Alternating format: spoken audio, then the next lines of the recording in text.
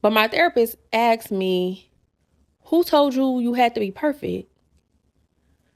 Phew. Like, blew my mind, because sometimes it's just the simple questions that just hit the hardest. Why do we always think that we need to be perfect or something needs to be perfect? Because we're all human and we're not perfect. Like, before therapy, I thought I was doing fine, just like everybody else in the world who think that they don't need it.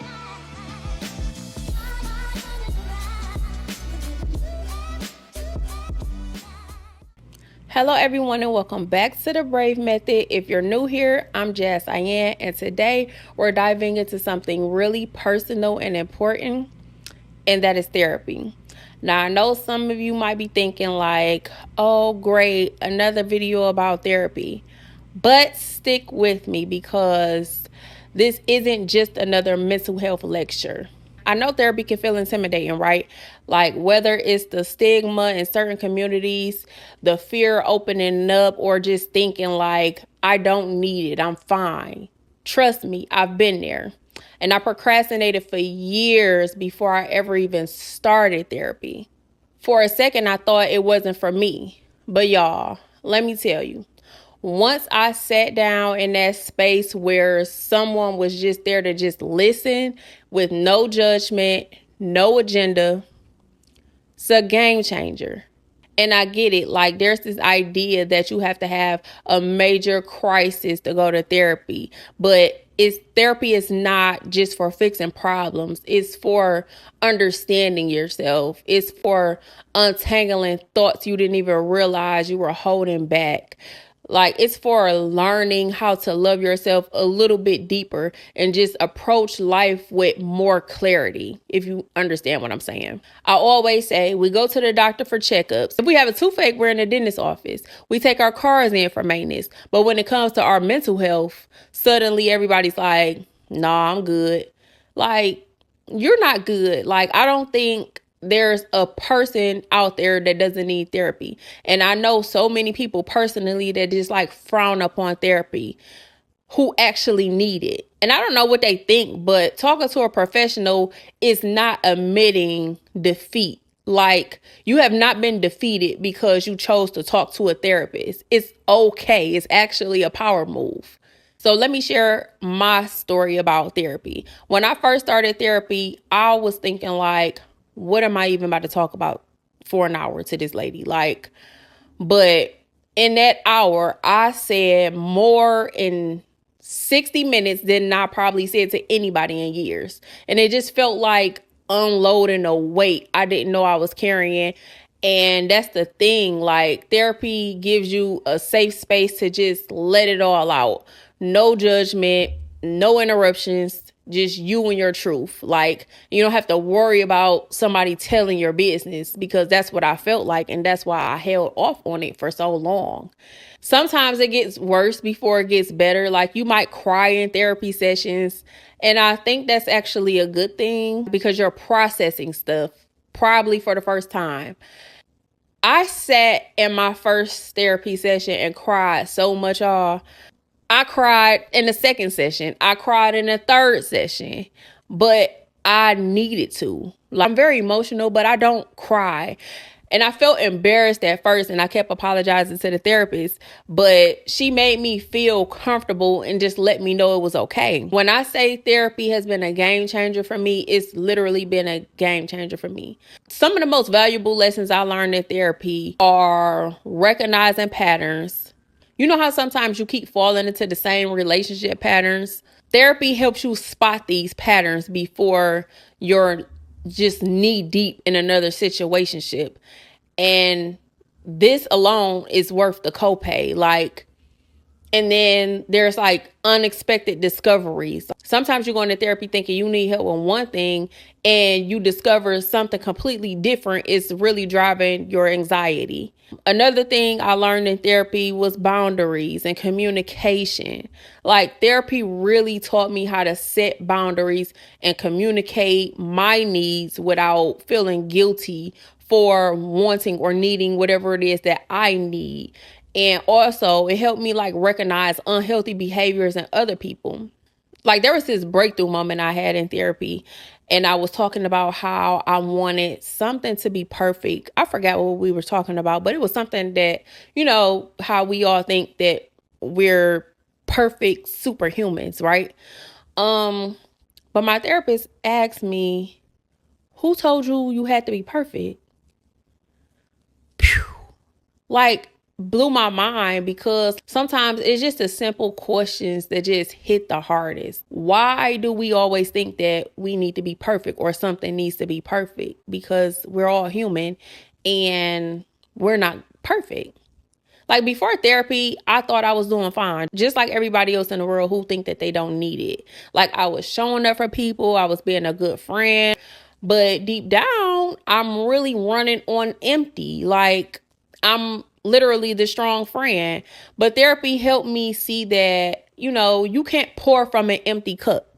And I started therapy years ago, but it's really helped me to see that and bring that as I grew into a real adult. It just gave me the courage to have difficult conversations, to set boundaries that, stress boundaries, because they are so important, and to like just walk away from relationships that just didn't serve me.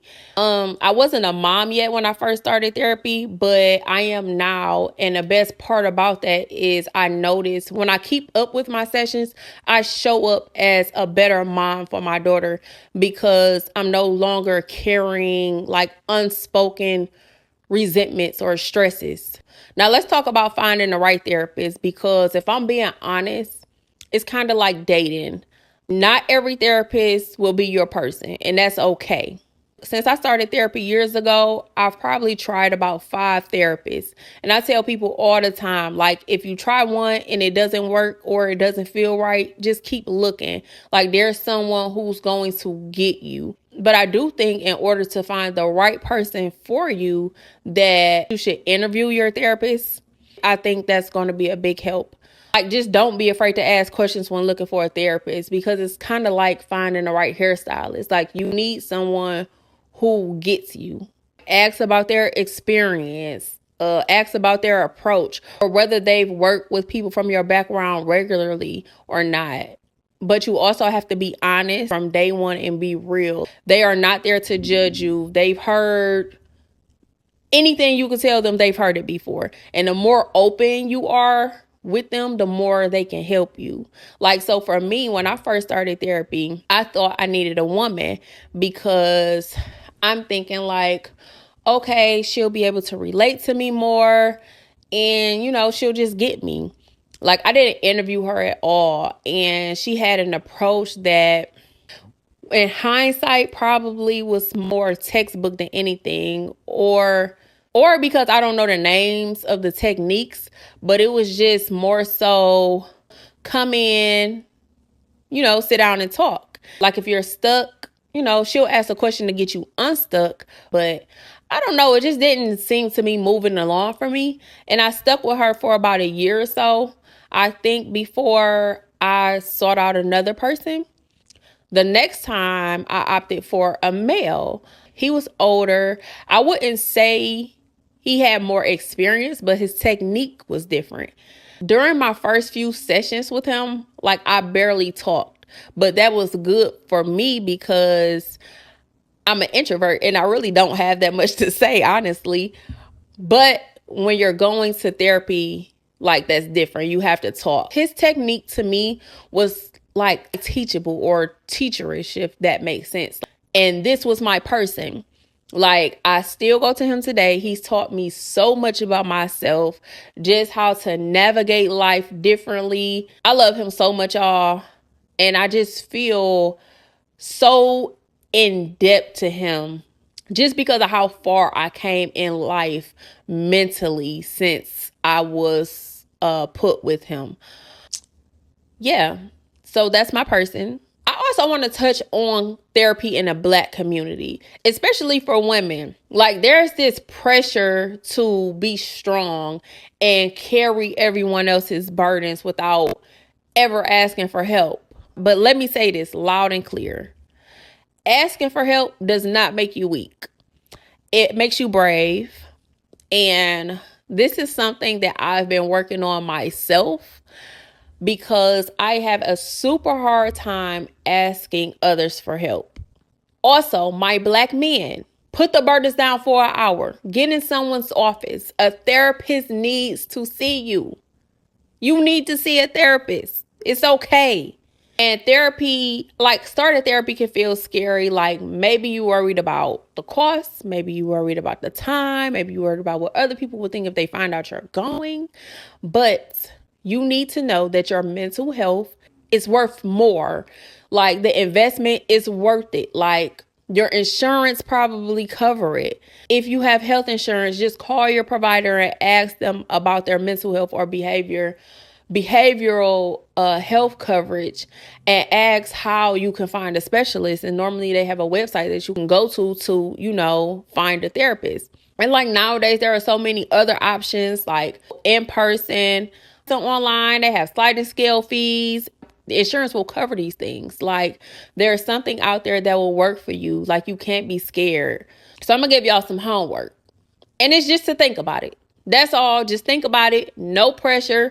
You don't have to book anything with anybody. Like just sit with the idea of talking to someone professional about what's on your mind or like some of the recent things that has transpired in your life. If you recently lost a friend or a family member, or if you just been down or like you just been feeling like not yourself, if you're just out of a relationship, if you just had to switch jobs or professions, if you just started working out recently, whatever it is, just think about going to talk to somebody. Let's normalize these conversations and help each other grow. So what about you? Have you considered therapy or tried it before? Or maybe you found other ways to work on your mental health. Drop a comment, send me an email. Thanks for tuning in. Remember, healing is a journey, not a destination. Don't forget to like and subscribe and share with someone who might need to hear it. Until next time on the Brave Method, take care of yourself, be kind to yourself, and I'll see you in the next video.